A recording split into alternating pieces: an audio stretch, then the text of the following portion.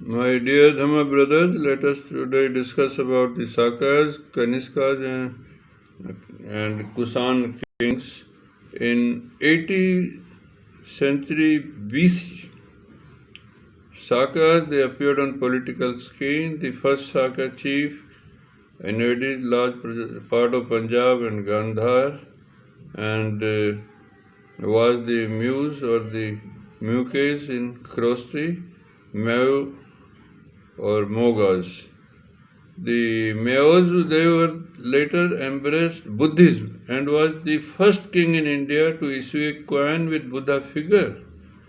Maos died in 5th century BC and was succeeded by Aziz I. Thereafter, Punjab was the first time ruled by the Sakas, Kshatraps. Notable among was the Hagam Masa, the Hagna, and Rajuala or Rajula. In the footsteps of Sakas came the Kusan. The first Kusan chief was the Cadphises I, who in about 15 AC occupied Gandhar. And Cadphises I was the grandfather of Kaniska, who laid foundation for the Kusan rule in India. Prior to Kusan, rule was confined to Indian side of Gandhar only. In 78 AC, however, Kaniska extended his kingdom up to Bihar in the east and up to Konkan in south. Kaniska's capital was Puspapur, the modern Peshawar. This great Buddhist king reigned from 78 to 101 AC. Like Asoka, Kaniska too undertook the propagation of Buddhism in India and outside with zeal and zest of missionary.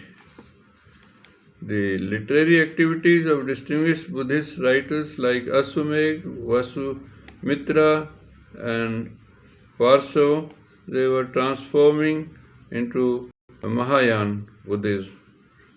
The fourth council was presided over by Vasumitra. Asughosh was the vice president. The 500 bhikkhus took part in this conclave.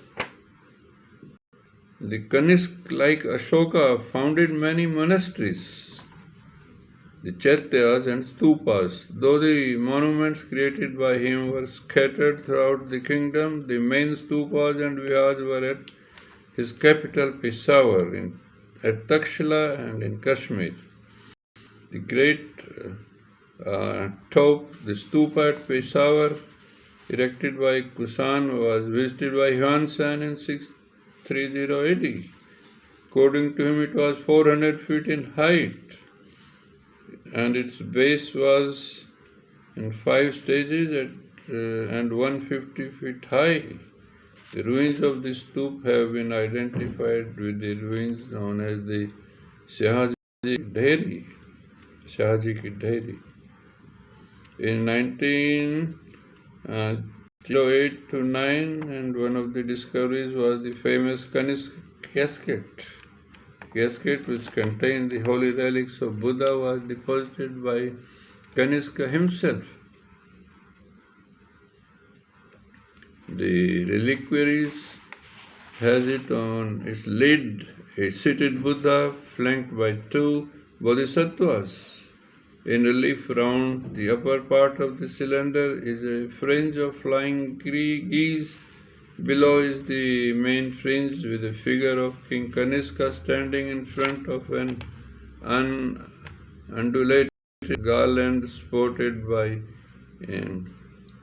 erotes and framing the figures of votaries. On the lid and the sides is a punctured inscription in Khrosti which twice mentioned the name of Kaniska and concluded with the name of the master mason. The servant Agisala, the overseer of the work at Kaniska Vihar, is Sang Sharma or Mahasena. Kanisk must have raised religious buildings at other places like Jalandhar and Sialkot also, but the spade of the architecture has not brought to the light to such things. The Kushana rulers continued to rule over North India up to the end of the 2nd century AD. Important kings after Kaniska belonged to this royal house were the Kaniska II, Haviska, and Vasudeva. During their reign also, the religion of the Buddha continued to flourish in northwest India, especially into Punjab and the part of the Punjab which is now called Haryana. One of the greatest events in the history of Buddhism in India took part in the later half of the 2nd century AD. This was the construction of great Mahabodhi temple at Bodh Gaya on the remains of the original temple built by Ashoka.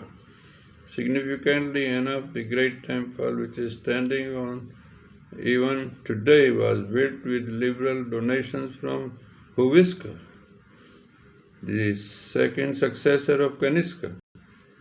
As an evidence for this historic event, we have an inscription at Bodh Gaya which records the construction of the main Mahabodhi temple in the reign of Bhuviska. Discovery of a gold coin of Bhuviska amongst the relics deposited in front of the Hajrasan throne, along with some silver punch-marked coin and lends credence to this view. Thank you. May we be happy.